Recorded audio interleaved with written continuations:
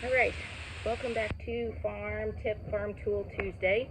I thought I would talk a little bit about fertilization, mainly because if you watched my last video, I got a new backpack sprayer for my birthday, and it's amazing. So I'm going to talk about the different sprayers that we've used, why we use a spray system to feed our plants, and kind of what we've learned along the way. So here we go.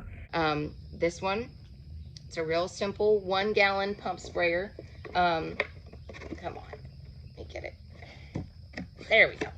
It's just hand powered. That's how you pressurize your system. Simple plastic hosing, a little wand. If you're doing a backyard garden or you have some raised beds in your backyard, this is perfect. You're not gonna really need more than 1 gallon, if that, of fertilizer spray at any one given time. So this is perfect for that setting. That's what we started with. As we grew, we needed the capacity to spray a little bit more, so we got this guy. It's a backpack sprayer. It's also hand powered, so this is what pressurizes your system. It's got the same setup with the plastic hosing, plastic wand, spray nozzle here. This is what we used for the last probably 2.5, 3 years. This made it work. It was cheap. Actually, my brother-in-law gave it to me, so it didn't cost me anything. But I was to a point this year where I was like, I really need to upgrade. So the next thing that I really wanted for the farm was a battery-powered sprayer, and this is what I got for my birthday. My mom and stepdad got it for us, and it is amazing. It's a battery-powered backpack sprayer, so much more comfortable to wear than the other one. The straps are padded. It's got a waist belt if I need extra support when it's really full. I've got tons of different options for spray nozzles, which the other 2 sprayers, you're kind of limited as to what you can put on there. This one I feel gives me significantly better coverage on my plants, and I'm not wasting any of my fertilizer. The other 2, it kind of sprays everywhere. This one gives a really fine mist, and I'm able to really coat the leaves of my plants. This is metal, it's not plastic. I'm not going to have any issues with it breaking, which that does happen on the other 2 sprayers, but they're inexpensive to replace those parts. So, but those are 3 things that 3 tools that we use or have used to help feed our plants. You can feed most things through spraying the leaves. That's called a foliar application. Certain types of nutrients your plants are going to be able to better uptake through their roots. I can go down that rabbit hole discussion if you guys are interested. We have no background in ag. Neither Whitney or I grew up farming. My grandparents had a garden, but that's pretty much the extent of vegetable experience that I had growing up. And when we had our son, Parker, he was a really picky eater. He planted a little backyard garden. We had some old cattle troughs that we painted like a real bright green color. If I can find a picture, I'll put it here. We did a little raised garden with some flowers and things like sugar snap peas, tomatoes, little things that he could pick and eat himself.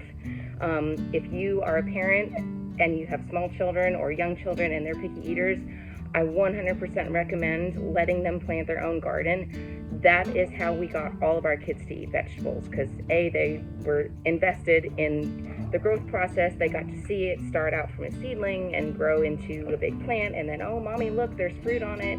Can I try it? So that was kind of our ploy to get our son to eat vegetables, and then that's where the farm technically started, I guess. So anyways, I digress. Started this little backyard garden trough, knew nothing about planting anything. In fact, I bought starts from the store, didn't start anything myself at that time, plugged everything into the dirt, put just general potting mix in there, and watered it. That was all. My plants did fine. Knowing what I know now, they would have done a lot better had I been adding some type of fertilizer to them. Fast forward, let's see, probably about 6 years, we moved out here to the property, and we started a backyard garden. Again, something fun for the kids to do, got us outside. We enjoy fresh vegetables, and at that time we were really looking at what we were feeding our family and where our food was coming from. So we started a backyard garden. same thing. We just kind of designated a space for it, planted things. I think I let the kids do some starts from seed at that point, but we did buy some things from the greenhouse too. Put all that stuff in the ground, and I know in both the raised, but actually, let me backtrack. I know for sure in the little cattle trough beds back at our home in the city, I know I used a granular fertilizer, but I probably only used it once. I had some Osmocote. It's just like a little pebble base thing that you put in the soil, and it feeds your plants from the roots up. And I know I did that back in the city, and I know I did that, added that in our little backyard garden when we first moved here. Didn't know anything about how plants uptake nutrients, the best ways to feed them, any of that stuff. So fast forward a couple years from that, we started farming. After we did that and realized that we really enjoyed growing and we were considering growing the farm, I found out about soil testing. Soil testing is a really great way for you to know what nutrients are available to your plants in the soil. And one of the things that we've learned and are continuing to learn is that healthy plants start with a healthy soil subsystem, okay? So we did a soil test, and we found out that our soil was lacking in certain areas. The main three nutrients that you're going to want to look at for your plants are N, P, and K: nitrogen, phosphorus, and potassium. Each of those nutrients serves your plants in a different way. Sorry, my nose is itching. Nitrogen feeds the foliage, phosphorus feeds the root system, and potassium feeds the flowers or the fruiting bodies. Any fertilizer that you're going to buy is going to have three numbers on the packaging. This one is a 242. The first number is your nitrogen, the second number is your phosphorus, and then the third number is your potassium. So depending on what your needs are, you might need something that's a higher nitrogen content, or you might need something that's a higher potassium content. But that's what those numbers mean. I didn't know that until we started farming. So anyways, we did our soil test, and it came up that we were lacking in some areas. So now we know exactly what we need to add to our soil to make sure that we have a healthy start, a healthy place for our plants to grow. For us, we're low in phosphorus, so we have a granular amendment that we add to our soil every year. It's actually a byproduct of a rock quarry out in Tennessee, and we just sprinkle that in with our soil, mix it in with our compost, and then that gives them a healthy start. These sprayers that I've got here come into play as the plants start growing. Once we started farming on a larger scale, we realized that there was a need for us to have a better understanding of soil health. Healthy plants start with healthy soil. So a big focus of what we do is making sure that our soil is exactly what it needs to be for our plants to grow strong and healthy. This is where Whitney comes in. He has a degree in biology, and I believe he was only one class away from having a minor in chemistry. So he's very... sorry, my nursery alarm went off. Whitney has a couple books that he references for soil health. These are both of them. This one is super sciencey. This one's a little bit more easy to digest if you're not a science-minded person, which I'm not.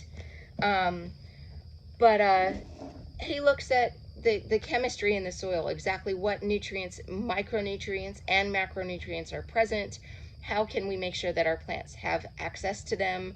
How can we make sure that everything is set up so that they have the healthiest environment for them to grow in?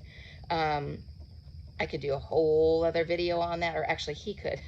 So if that's something you're interested in, you want to hear more about the different options for feeding, different options for improving your soil health, let me know. I'm happy to do videos on those as well. But yeah, so the tips, tools for today is make sure you're feeding your plants, make sure you're feeding them what they need for that particular part in their growing life cycle. Foliar feeding is probably the easiest. If you're a backyard farmer or even a small scale farmer like us, you can of course feed them through drip tape or through manual watering too, but these sprayers are an excellent resource for you. So hope you enjoyed that. Thanks for watching. I appreciate all the support from people on our channel, just wanting to know more. The feedback you guys give us is amazing. So if you like this video, let me know. Happy to do more like it. But I'm going to sign off for the day and get the kids ready for swim lessons. So thanks for watching, guys.